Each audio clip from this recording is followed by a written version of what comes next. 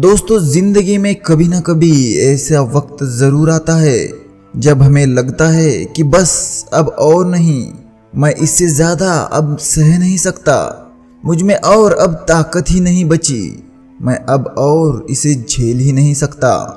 और इसके साथ आपने जिस सपने की शुरुआत की होती है उसका हो जाता है दी एंड।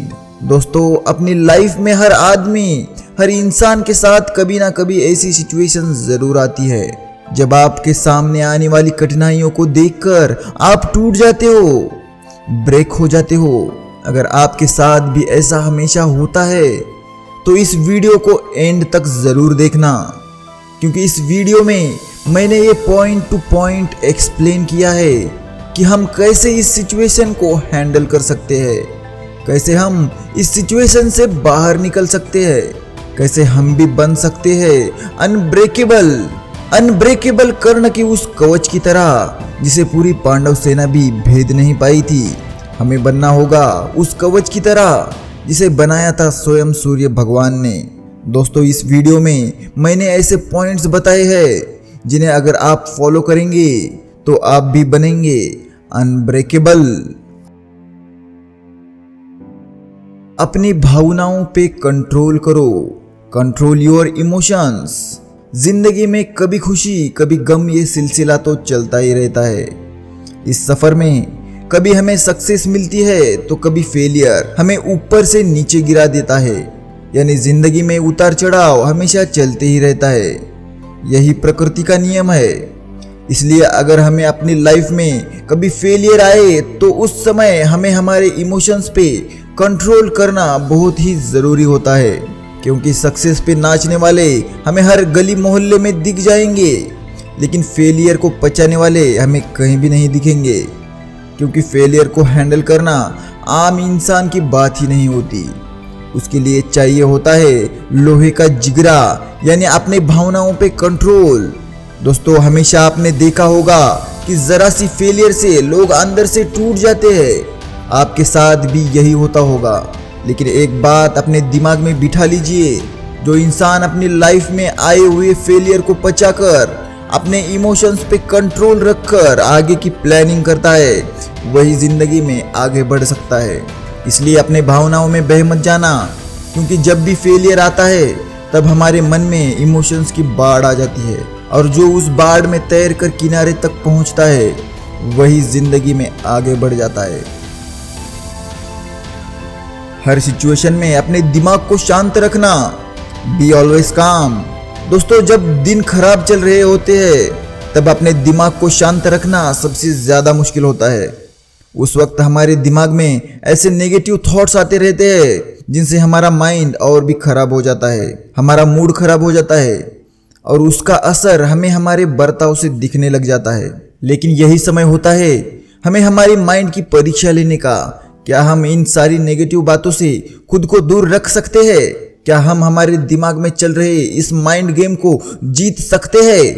जी हाँ दोस्तों, हम ये जरूर कर सकते हैं, क्योंकि हमें खुद पर इतना यकीन होना चाहिए। उस बुरे वक्त में हम हमारे मन को और हमारे दिमाग को शांत रख सकते हैं, और जो व्यक्ति इस काम को अच्छे तरीके से निभाता है वो उस नेगेटिव माइंड से जल्द बाहर भी आ जाता है और सक्सेस की तरफ बढ़ता है।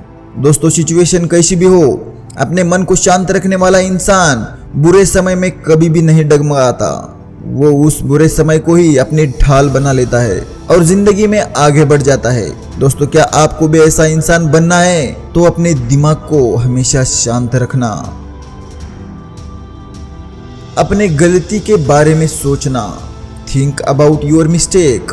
जब कभी ऐसा वक्त आता है जब हम अंदर से टूट जाते हैं, हमें उस समय कुछ समझ ही नहीं आ रहा होता और हम धीरे धीरे नेगेटिव थॉट्स में बहते चले जा रहे होते हैं, तब हमें असल में करना क्या चाहिए? दोस्तों, ये वक्त होता है उस बारे में सोचने का कि हम अपनी राह पर कहाँ चूके हैं, हमने ऐसी क्या गलती की है कि हमें ऐसे नेगेटिव ख्याल आ रहे हैं। लेकिन उस वक्त हम इस बारे में सोचने से ज्यादा उन नेगेटिव थॉट्स में ही उलझ कर रह जाते हैं। हम उन थॉट्स में अटक जाते हैं जिनमें हमें नहीं होना चाहिए, और हम उन बातों की तरफ ध्यान ही नहीं देते जिनसे हम उस सिचुएशन में फंस चुके हैं। जी हाँ दोस्तों, आपको ये समझना होगा कि आपकी गलती कहाँ हुई है।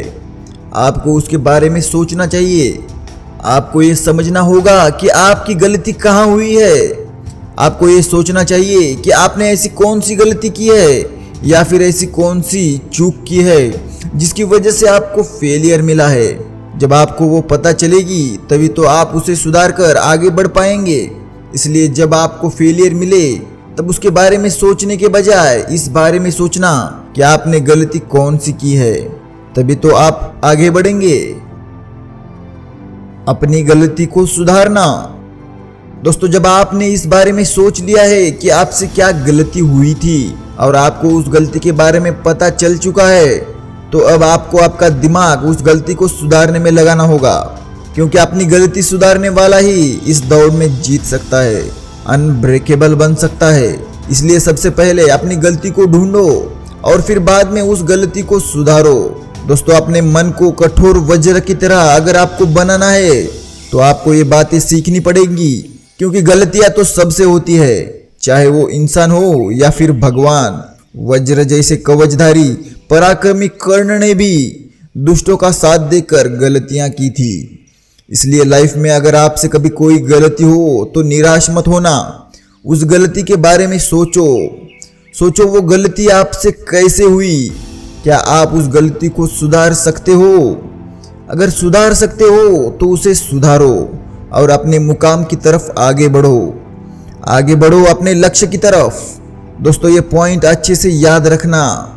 अपनी गलती को सुधारने वाला ही आगे बढ़ जाता है और जो ये नहीं करता वो उसी जगह जिंदगी भर अटक जाता है। नेगेटिव लोगों से दूर रहो। Stay away from negative peoples. इस दुनिया में सपोर्ट करने वाले आपको कुछ लोग मिलेंगे, लेकिन उससे ज्यादा मिलेंगे आपको डिमोटिवेट करने वाले।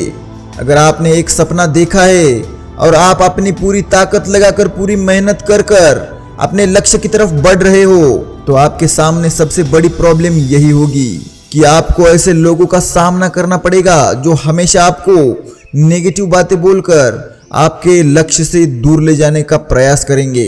यहाँ आपके धैर्य की परीक्षा होगी। यही होनी है आपके मन की परीक्षा।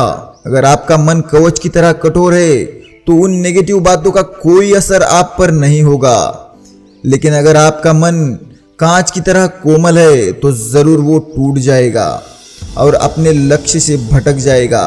दोस्तों, अपने मन को कर्ण के कवच की तरह कठोर बनाइए, ना किसी कांच की तरह कोमल, क्योंकि कठोर मन वाला व्यक्ति ही अपनी लाइफ में कठोर निर्णय ले सकता है और नेगेटिव बातों से खुद की रक्षा कर सकता है।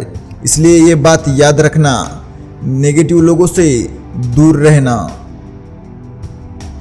दोस्तों, अगर आपका मन भी कांच की तरह कोमल है और आपको भी फैसले लेने में दिक्कत होती हो, तो ये पॉइंट्स आपको हमेशा हेल्प करेंगे। आपको बताएंगे कि आप कैसे अपने मन को मजबूत कर सकते हो, आप कैसे अपने मन को अनब्रेकेबल बना सकते हो। अगर इस वीडियो से आपको कुछ नया सीखने को मिला है तो अपने उन सभी दोस्तों के साथ इसे शेयर करना जिन्हें सच में इसकी ज़रूरत हो। इस वीडियो को हर उस इंसान के साथ शेयर करना जो इसका हकदार हो, और इस चैनल को सब्सक्राइब ज़रूर करना, क्योंकि यहाँ पर आपको कुछ ऐसा सीखने को मिले जो आपको शायद कहीं और नहीं मिले। तो चलिए मिलते हैं आपको एक नए टॉपिक के साथ एक नए वीडियो में। तब तक जय हिंद, जय भारत।